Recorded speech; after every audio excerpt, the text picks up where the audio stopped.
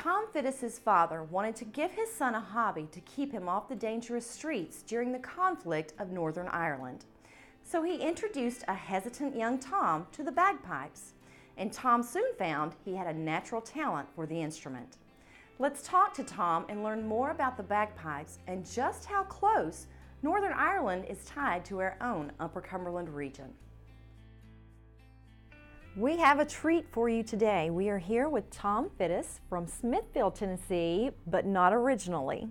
Tom comes to us from Northern Ireland, and as you were explaining to me a minute ago, there's a little bit of difference there. So yes. Tell us about Northern Ireland. Well, Northern Ireland's part of the United Kingdom, and in 1921 it was when it was divided from the Southern Republic of Ireland. Okay. And its capital is Belfast, where Southern Ireland is the capital is Dublin. And Northern Ireland is mostly made up of what we would call Scots-Irish people. So I was born and raised there.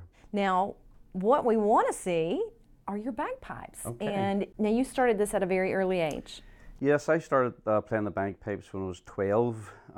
In Northern Ireland, you know, from 1969 onwards, we had what we call the Troubles. And it was basically a terrorist warfare for 30 years. And so my daddy didn't want me to be involved with the paramilitary organisations, and so he wanted really for me to pick up a hobby. Okay. And so from the time I was 12 years old, he plays the bagpipes and he wanted to get me started on it. Well, I didn't really want to do it at the beginning, but I finally started. There wasn't a whole lot to do in Belfast in those days, so I did a lot of practice. So that's how I got started. And so when I was 16 years old, I won the All-Ireland champion, solo champion, when I was 16 years old. Fabulous. And I became quite good at it, I suppose, you know, but I did enjoy it. Tell us a little bit about the bagpipes. Basically, you have a bag and you have pipes. The pipes are called drones. And so when you hear bagpipes playing, that's the drone sound, the background hum sound. And you have three drones. You have the large one is the bass drone, and then you have the two smaller tenor drones.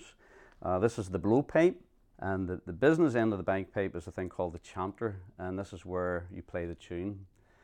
The critical thing about bagpipes is getting them to sound good. Most bagpipes sound like a dying cat of some, you know. They have to be tuned.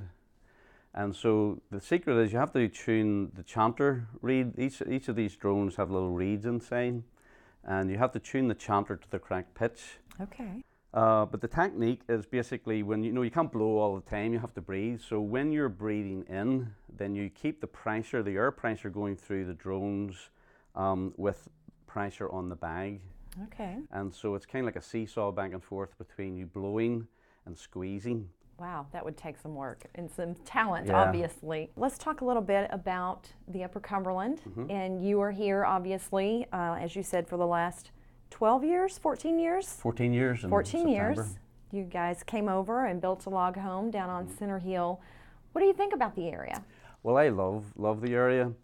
Of course, I came to Tennessee when I was 18 years old.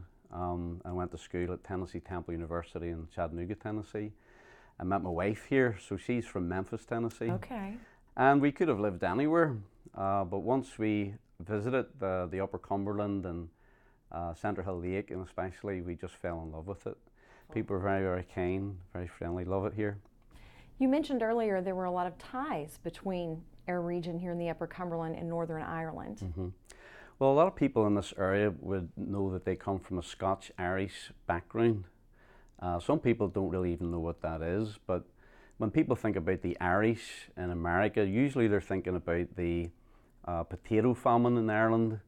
But the Scotch-Irish were here 100 years before that, pre-Revolutionary War. They settled in Pennsylvania, Virginia.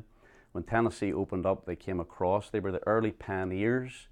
Men like Davy Crockett, Sam Houston, Andrew Jackson. Wow. Andrew Jackson's family lived in a place called Bonnybefore, just outside the town of Carrickfergus in County Antrim. But his parents left the shores of Ireland to come here, and so they're of what we call Scotch-Irish heritage. Of course, we go to the Smithfield Jamboree just about every year, right. And the fiddle music, well, that all originated with the Scotch-Irish tradition. So the music came across, maybe not so much with bagpipes, but certainly with the fiddle, which is smaller, cheaper, easier to travel with. Right. Northern Ireland was populated by people from Scotland.